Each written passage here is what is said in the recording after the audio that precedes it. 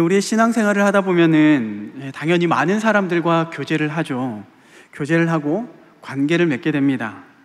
그런데 관계를 맺다 보면은, 사람과 사귀다 보면은 나와 맞는 그런 사람들도 많이 있지만은요, 더 많은 경우에는 마음에 맞지 않는 그런 사람들과 어쩔 수 없이 관계를 맺을 때도 있는 것 같습니다. 마음에 맞지 않는 사람들과 함께 일을 한다면은 일의 효율도 떨어지고 어쩌면 의욕도 사라질 겁니다. 그래서 그때마다 드는 생각이, 차라리 혼자 하는 게 낫겠구나, 혼자 신앙생활하는 것이 낫지, 이런 생각이 들기도 할 거예요.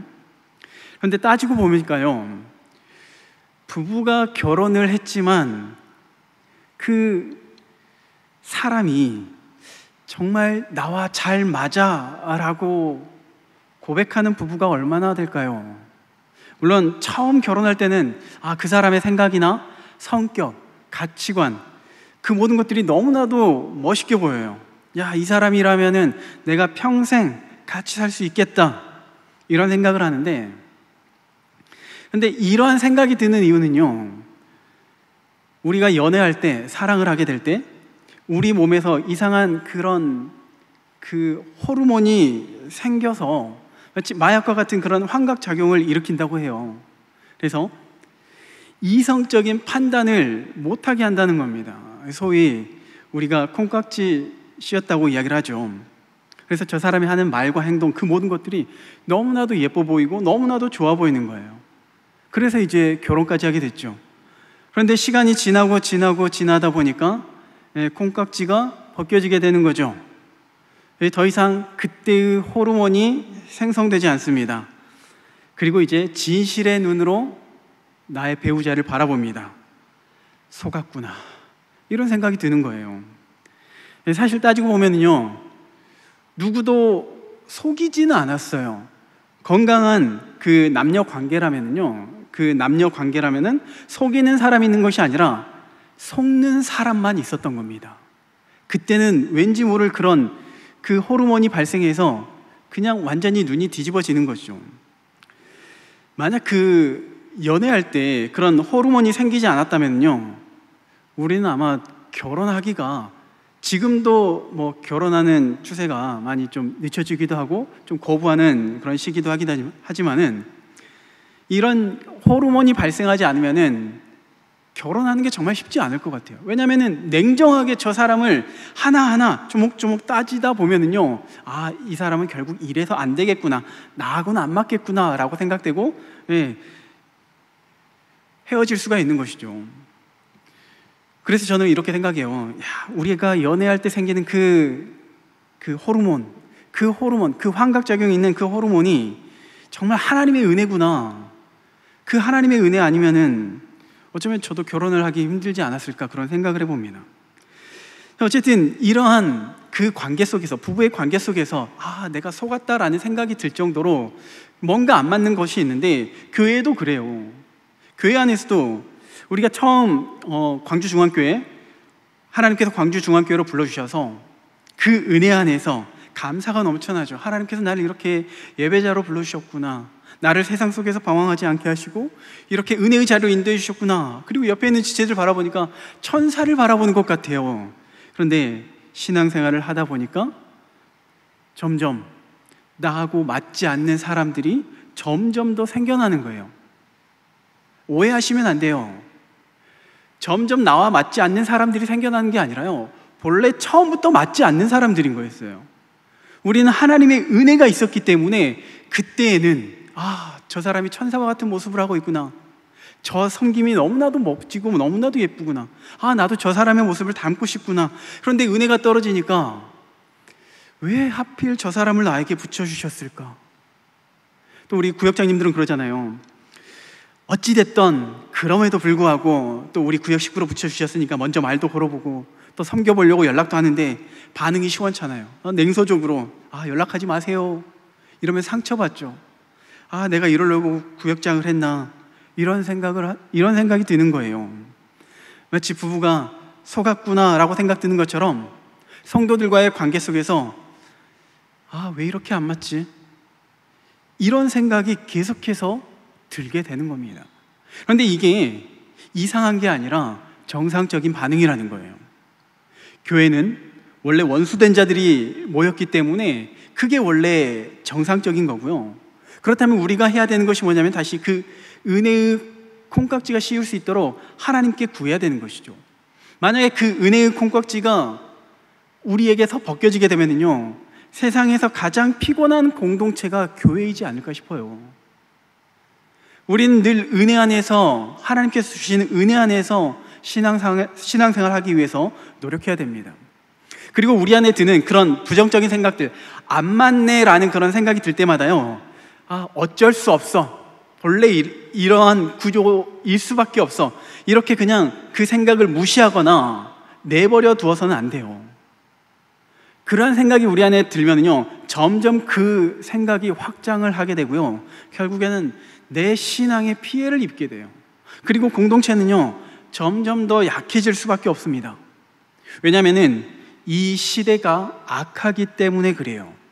악한 시대의 특징이 뭐냐면요, 계속해서 더 안 좋아지는 게, 더 나빠지는 게 바로 이 시대의 악함의 특징이라고 말할 수가 있는데, 분명히 처음 시작할 때는 정의롭고요, 사랑스럽고 기쁨으로 시작했는데 시간이 지나면은 악해지고 불안해지고 삭막해지는 겁니다.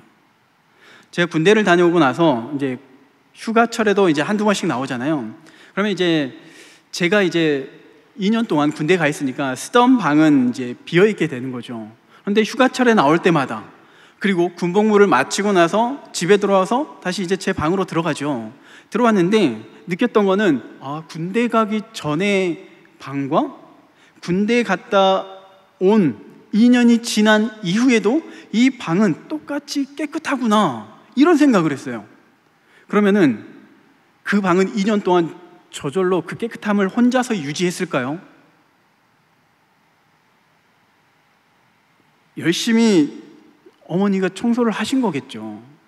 열심히 닦고 쓸고 했던 거죠. 관리가 있었기 때문에 그렇게 유지될 수가 있었던 거죠. 만약 2년의 시간 동안 그냥 어차피 이 방은 안 쓸 거니까 2년 동안 그냥 내버려 둬야겠다라고 생각하면요, 먼지로 가득했을 거예요.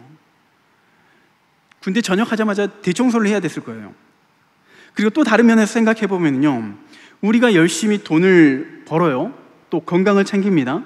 자, 이것들을 통해서 처음에는 우리의 마음에 평안이 있어요. 돈이 들어오고 또 몸이 건강해지는 것을 느끼면요, 마음의 위로도 있어요. 그런데 이런 것들이 영원하지 않다는 거예요. 결국에는 또다시 공허하게 되고 불안하게 된다는 겁니다. 이걸 본문에서 때가 악하다라고 표현하는 거예요. 바울은 그 에베소 성도들에게 이러한 악한 시대를 살고 있는 그 성도들에게, 그리고 또한 오늘 우리에게 말하는 것이, 이처럼 때가 악하니까 지혜롭게 살아야 된다, 지혜롭게 살아야 된다고 당부하는 거죠. 15절 16절 말씀입니다. 그런즉 너희가 어떻게 행할지를 자세히 주의하여 지혜 없는 자같이 하지 말고 오직 지혜 있는 자같이 하여 세월을 아끼라. 때가 악하니라.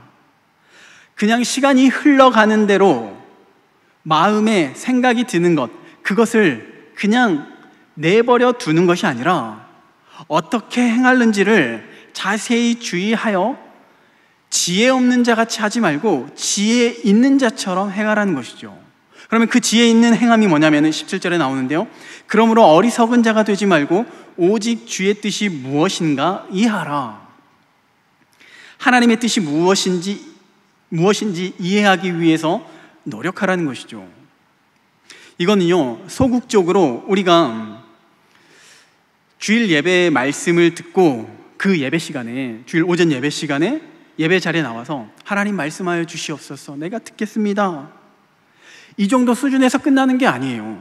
보다 더 적극적으로 그 말씀을 듣고 그 말씀에 순종을 해야 된다는 겁니다. 순종을 해야지만이 그 뜻이 무엇인지, 하나님의 뜻이 무엇인지 이해할 수 있다는 거예요. 좀 더 구체적으로 한번 예를 들면요, 많은 그리스도인들이 주일 예배를 통해서 하나님의 말씀을 통해서 마음의 위로를 얻습니다.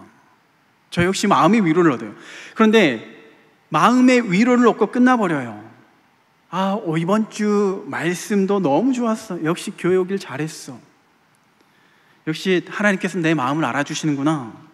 그리고 다시 세상으로 돌아가죠. 세상으로 돌아가는데 하나님의 말씀과는 아무런 상관없이 그냥 열심히 살아요. 이리 치이고 저리 치이고, 그리고 피곤한 몸으로 다시 교회에 와서 위로의 말씀을 기대하는 겁니다. 하나님, 제가 한 주 동안 힘들었거든요. 저에게 말씀해 주세요. 잠깐은 위로가 있을 거라고 생각해요. 그런데 이러한 신앙은요, 굉장히 위험한 신앙이에요. 시험 들기 딱 좋은 그러한 신앙의 모습이 주일 한 번 하나님의 은혜의 말씀을 듣고 그냥 그것으로 만족하고 끝나버리는 신앙인 겁니다. 내 삶 속에서 정말 하나님의 살아계심을 경험하기 위해서는요, 그 말씀을 가지고 씨름해야 된다는 거예요.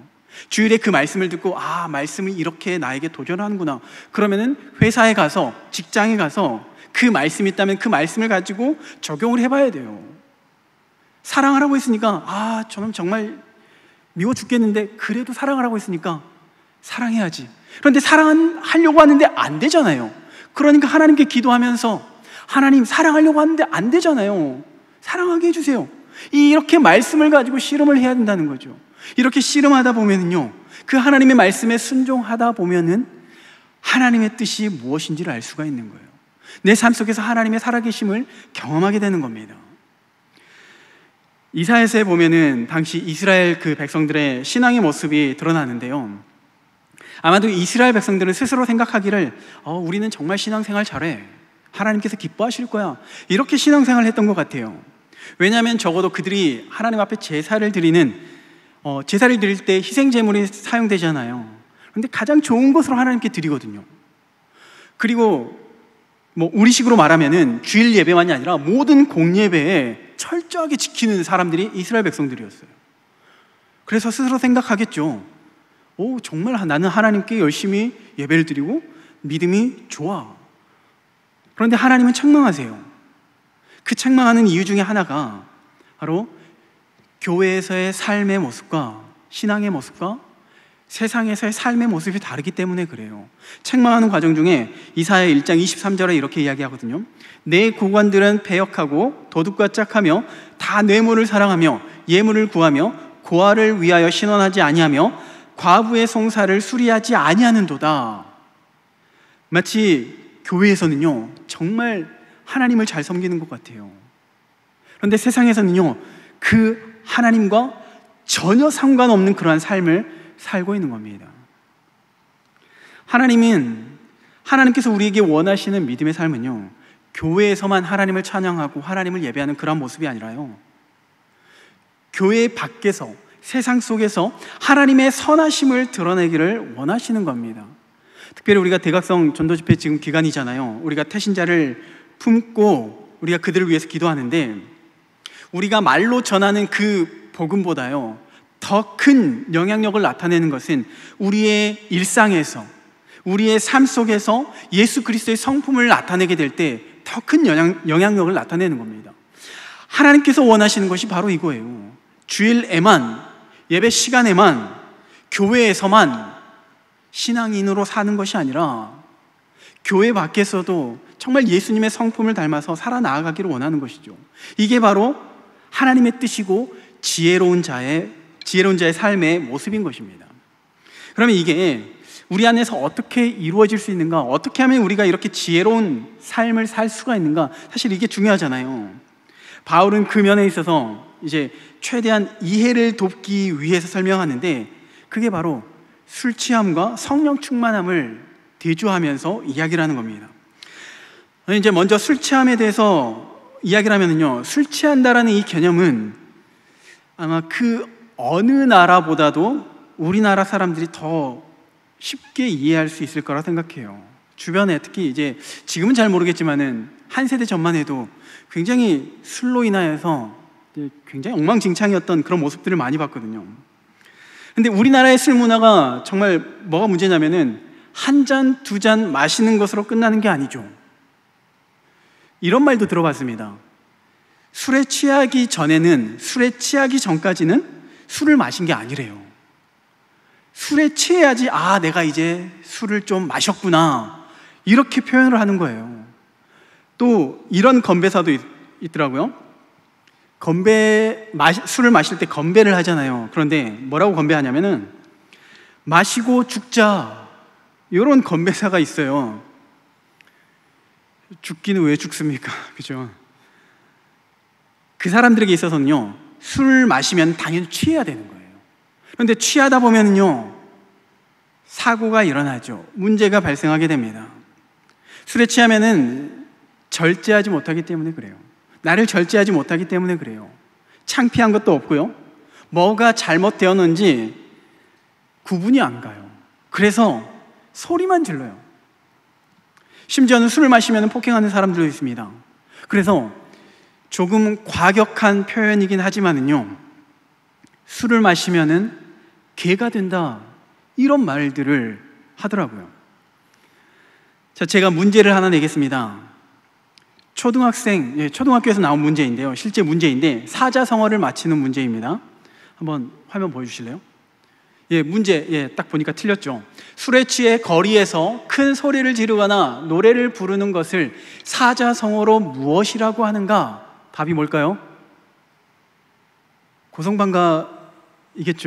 그런데 이 친구는 틀렸어요. 뭐라고 답했냐면요, 보여주세요. 아빠인가?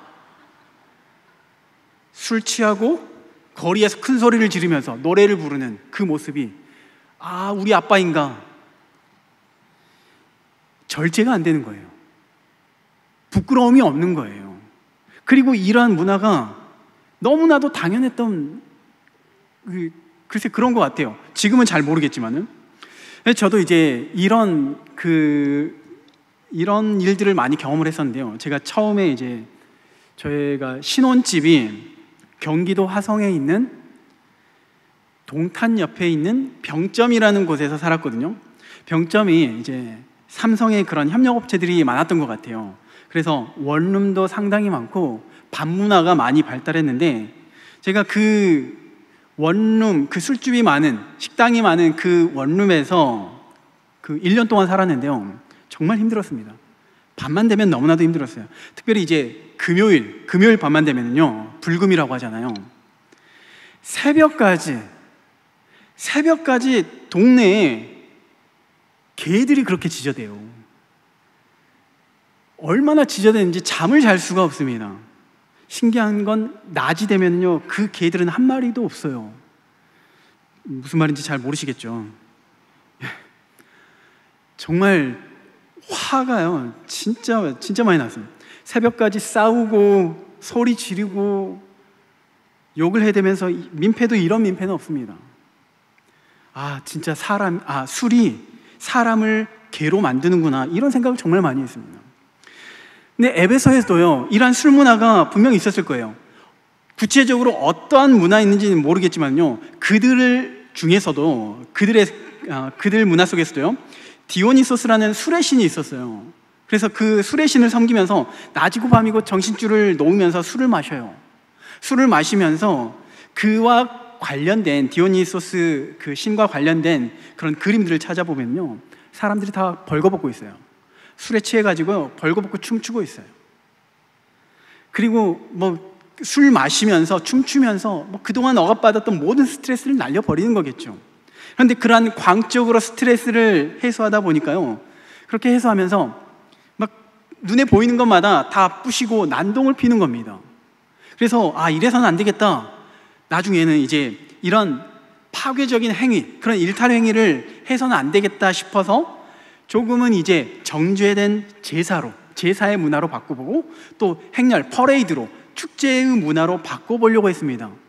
그런데 그 문화에, 그 축제에 술이 빠지지 않으니까 결국에는 또 똑같은 거죠. 끊임없이 분쟁이 있고 사고가 있고 재앙이 있는 겁니다. 잠언 23장 29절에서 30절 말씀을 보겠습니다. 재앙이 누게 있느뇨? 근심이 누게 있느뇨? 분쟁이 누게 있느뇨? 원망이 누게 있느뇨? 까닭없는 상처가 누게 있느뇨? 붉은 눈이 누게 있느뇨? 술에 잠긴 자에게 있고 혼합한 술을 구하러 다니는 자에게 있느니라. 술로 인하여서 분쟁이 있고 원망이 있고 사고가 끊이지 않는 거예요. 이런 사람들을 향하여서 지혜가 없다고 말해요. 잠언 20장 1절에 포도주는 거만하게 하는 것이요 독주는 떠들게 하는 것이라 이에 미혹되는 자마다 지혜가 없느니라. 그래서 잠언 23장 31절에 포도주는 붉고 잔에서 번쩍이며 순하게 내려가나니 너는 그것을 보지도 말지어다. 쳐다보지도 마시기 바랍니다. 이처럼요, 술 취함의 기본은요, 낭비예요. 돈을 낭비하고 에너지를 낭비하고 인생을 낭비하는 거예요. 그러니까 세월을 아끼라라는 그 말이 이해가 되는 거죠. 에베소 성도들에게 지금 세월을 아끼라, 그리고 성령의 충만함을 받아라 라고 이야기를 하면서 술 취함에 대해서 술 취해서는 안 된다라고 이야기를 하는 거죠. 적어도 이 술 취해서는 안 된다라는 그 이야기를 들었을 때 그 에베소 사람들에게는 충분히 이해가 있을 겁니다. 그리고 나름의 찔림이 있었을 거예요. 그리고 이제 바울은 그들을 향해서 성령 충만을 받아야 된다고 이야기를 하죠. 성령 충만함은요, 술 취함과 비슷한 면이 있어요. 일단 둘 다 취하는 거죠. 술 취함은 술에 취하는 것이고요, 성령 충만은 성령에 취하는 겁니다. 둘 다 외부적인 요인에 의해서 우리의 행동에 변화를 일으켜요. 앞에서 술 취한 사람은 개가 된다고 했습니다. 스스로 개가 되고 싶어서 개가 되는 것은 아닐 거예요. 자기 절제가 안 되기 때문에 소리 지르고 길바닥에 눕고 노상방뇨하고 이러는 거겠죠. 그런데 이렇게 술 취한 사람은 자기 절제와 자기 통제가 안 되는 거죠. 외부적인 요인에 의해서 행동에 변화가 있긴 하지만은 통제가 안 되고 오히려 천박한 행동만을 하는 거예요. 그런데 성령의 충만한 삶은요, 자기 절제가 돼요. 성령의 9가지 열매 중에서도 절제를 다룹니다. 절제가 있어요. 성령께서 우리의 인생의 운전대를 잡아주셔서요, 혹 우리가 화가 나고 억울한 상황 속에서도 지혜롭게 이겨낼 수 있게 하시는 거예요. 문제를 더욱더 키워내는 것이 아니라 은혜롭게 문제를 해결할 수 있도록 지혜를 주신다는 거예요. 다윗이 그 아들 압살롬의 반란에 의해서 피난길을 떠나거든요. 피난길을 떠난 중에 그 피난길을 떠나는 것 자체가 억울하죠. 그때 사울의 친족인 시므이가 다윗을 따라다니면서 저주를 하는 거예요. 당연히 다윗도 지금 화가 나겠죠. 다윗 신하들은 더 열받았어요. 그래서 다윗에게요, 제가 저놈을 잡아다 죽일까요? 이렇게 이야기를 해요. 근데 다윗이 뭐라고 이야기하냐면요, 사무엘하 16장 11절에서 12절에 보니까요, 다윗이 아비새와 모든 신하들에게 이르되 내 몸에서 난 아들도 내 생명을 헤아려 하거든 하물며 이 베냐민 사람이랴. 여호와께서 그에게 명령하신 것이니 그가 저주하게 버려두라. 혹시 여호와께서 나의 원통함을 감찰하시리니 오늘 그 저주 때문에 여호와께서 선으로 내게 갚아주시리라. 지금 너무나도 억울한 상황이에요. 충분히 욱할 수 있는 상황이죠. 안 그래도 억울해 죽겠는데 충분히 감정대로 행해도 누가 뭐라 할 사람이 없는 거예요. 그런데 지금 다윗은요, 자신의 유익을 위해서, 자신의 목적을 위해서 자신의 감정대로 행하는 것이 아니라요, 그 상황 속에서도 하나님의 뜻을 생각하는 거예요. 하나님의 은혜를 구하는 거예요. 그러니까 성령의 충만함을 받으면 받을수록 우리는요, 하나님의 성품이 드러나고 하나님께서 원하시는 그리스도인의 삶을 살아나갈 수 있게 되는 겁니다. 또 성령의 충만한 사람의 특징 중에 하나가 뭐냐면요, 자기 절제하는 것뿐만이 아니라 자기를 낮출 줄 알아요. 남을 나보다 낮게 여기는 거죠. 저 사람이 나보다 더 훨씬 뛰어납니다. 상대를 높이는 거죠. 상대를 높일 줄 알고 양보할 줄 알게 되는 거죠. 그리고 그 사람에 대해서 이해할 수 있게 됩니다. 그리고 그들에게 위로를 줄 수 있어요. 나의 연약함을 알기 때문에, 연약함을 인정하기 때문에 오직 나에게는 예수 그리스도만이 소망이 있다는 것을 알아요. 예수 그리스도를 소망으로 두니까 내 안에 기쁨이 넘치게 되는 거죠. 아마 우리 주변에도 이런 겸손해서 스스로 낮추는 분들이 있어요. 근데 그 사람의 특징들을 보면은요, 주변에 사람들이 많이 있어요. 주변에 사람들이 편하게 다가가서 함께 교제하고 나누는 모습들을 많이 보게 돼요. 왜 그 사람에게 나가는 것일까요? 그 사람과 함께 하면요, 왠지 모를 마음의 평안이 있어요. 마음의 위로를 얻게 돼요. 그러니까 그 사람에게는요, 사람이 붙는다는 겁니다. 그런데 우리는 그 사람들을 바라보면서 이렇게도 생각해 볼 수가 있어요. 아니, 저 사람은 하나님께서 주신 은혜가 많기 때문에 그렇지 않나요? 하나님께서 베풀어 주신 것이 많기 때문에 늘 감사하고 평안하고 또 겸손한 모습으로 나아가는 것 아닌가요? 저는 아무리 구해도 안 주시던데요. 이렇게 생각해 볼 수가 있죠. 그런데 하나님께서 안 주시는 게 아니에요. 애초에 우리에게 다 주시겠다고 약속을 하셨습니다.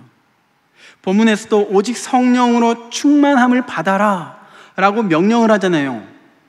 이 명령은 어떤 소수의 지도자들에게만, 리더들에게, 구역장들에게만 하신 말씀이 아니라요, 모든 성도들에게 하신 명령의 말씀입니다. 명령이에요. 모든 사람들이 성령의 충만함을 받아야 되는 거예요.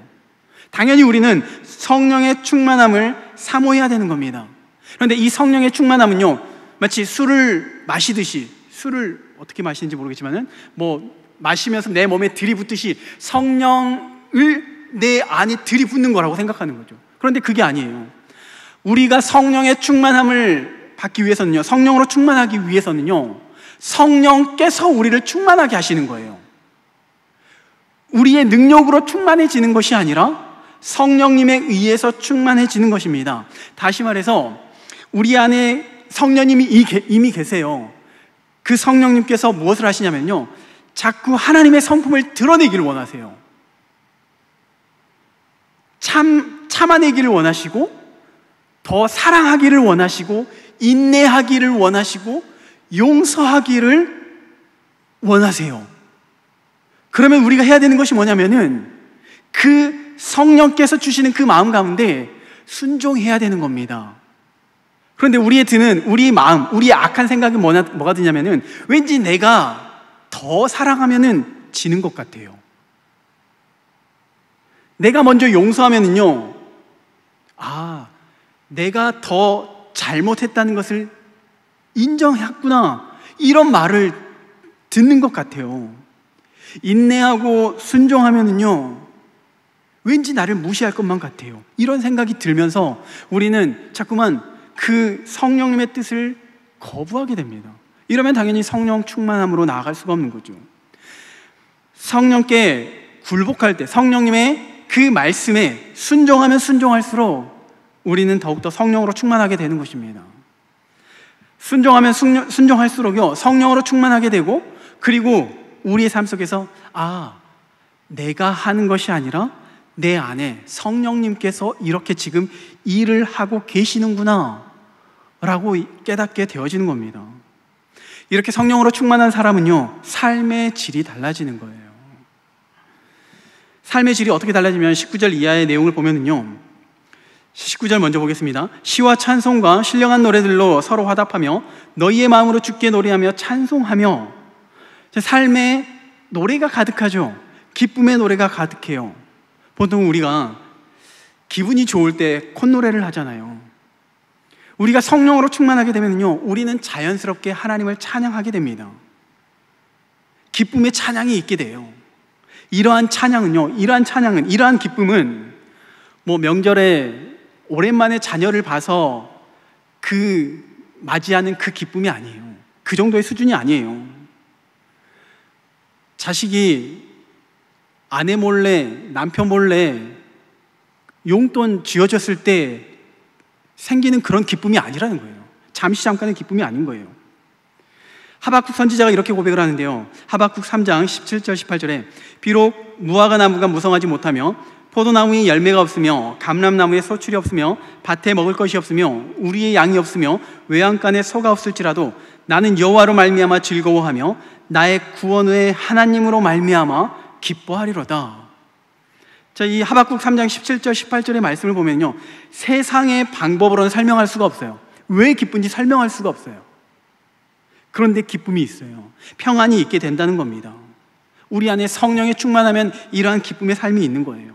또 20절에 보면요, 범사의 우리 주 예수 그리스도로 말미암아 예수 그리스도의 이름으로 항상 아버지 하나님께 감사하며. 자, 다시 한번 하박국 선지자의 고백을 생각해 보면은 내 삶에 뭔가 채워졌기 때문에 즐거워하는 것이 아니라 부족하고 연약함에도 불구하고 기뻐한다고 고백했잖아요. 마찬가지로 범사에 감사한다는 것은요, 나에게 기쁜 일이 있기 때문에, 뭔가 소득이 있기 때문에 감사하는 것이 아니라 힘들고 어려운 상황 속에서 감사할 수 있게 되는 거예요. 이해 못할 상황이지만 세상적으로는 감사는커녕 원망하기도 바쁜 그러한 상황인데, 신실하신 하나님이 나와 함께 하시고 나의 위로자가 되시고 또 반드시 승리하게 하신다는 그 사실을 알기 때문에 우리는 감사할 수가 있는 겁니다. 이게 성령에 충만한 사람의 모습인 거예요. 그렇기 때문에 우리의 입술에서 나오는 그 모든 말들이 감사, 찬송이 넘쳐나게 되는 거죠. 이와 반대로요, 늘 투덜거리고 불평불만하는 사람, 이러한 사람들은요, 성령 충만한 사람일 수가 없는 거죠. 그리고 성령 충만을 기대하기도 어렵습니다. 왜냐하면 내 안에 불만이 있다는 것은요, 불평이 있다는 것은요, 결국에는 하나님이 하실 일을 기대하지 못하기 때문에 그래요. 하나님을 의심하기 때문에 그렇습니다.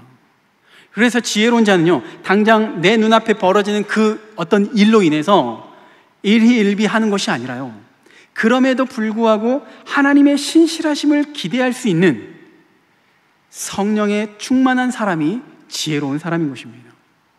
마지막으로 21절 보면은요, 21절, 그리스도를 경외함으로 피차 복종하라. 피차 복종하라.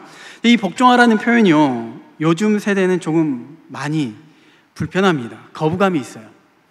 예전에는 부모님의 말씀이라면, 선생님의 말씀이라면요, 네, 알겠습니다, 이렇게 답이 나왔거든요. 근데 요즘에는 시대가 변해서 이러지 않아요. 조금이라도 내게 불편한 기색이 있고 또 하기 싫으면요, 거부해버려요.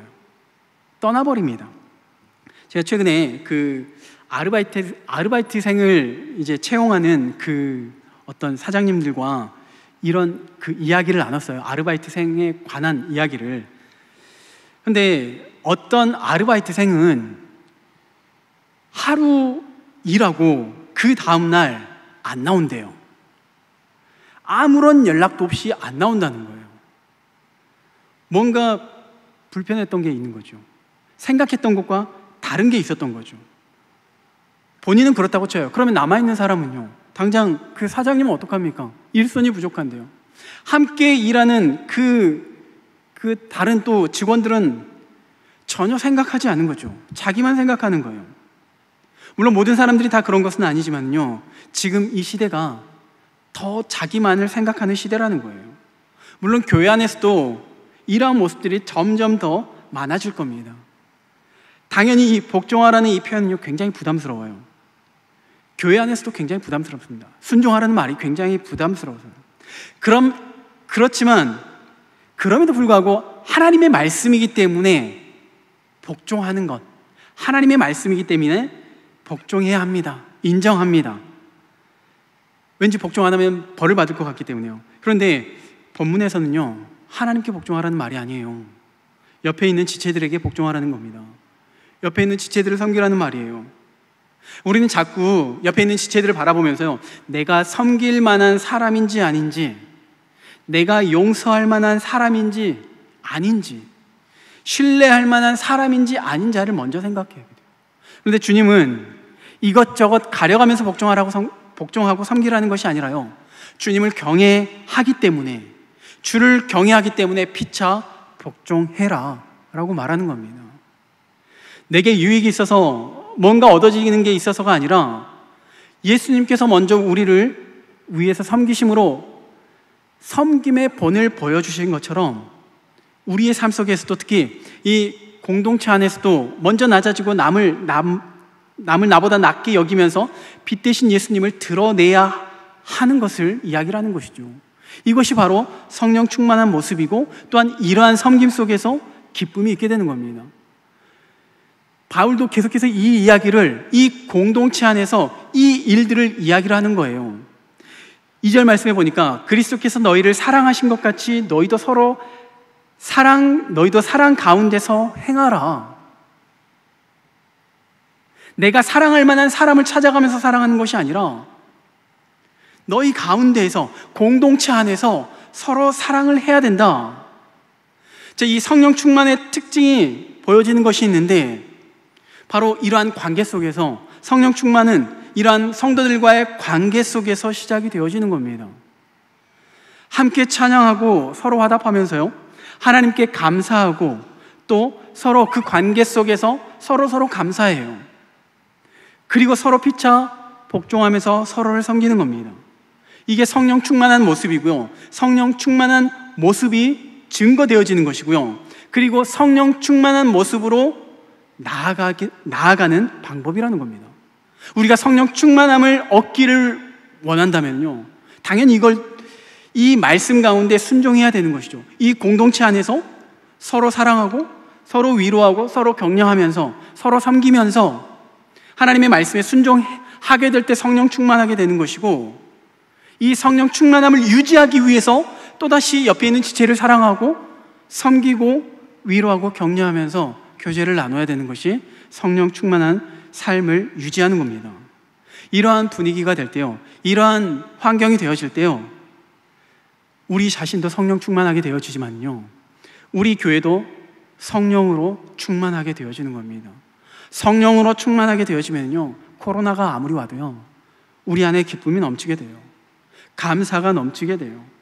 그리고 우리 안에 기쁨과 은혜가 넘치면서 그것으로 끝나는 것이 아니라요, 누구라도 우리가 이제 태신자를 초청할 텐데요, 누구라도 이 교회에 방문하게 되면은 이 교회는 뭔가 다르구나, 정말 기쁨이 있고 평강이 있구나, 이곳에 정착하고 싶구나, 그러한 교회가 되어지는 겁니다. 특별히 이제 대각성 전도 집회 이 기간 가운데 있는데, 먼저 우리가 해야 되는 것은 하나님의 뜻이 무엇인지를 알기 위해서 힘써야 되는 겁니다.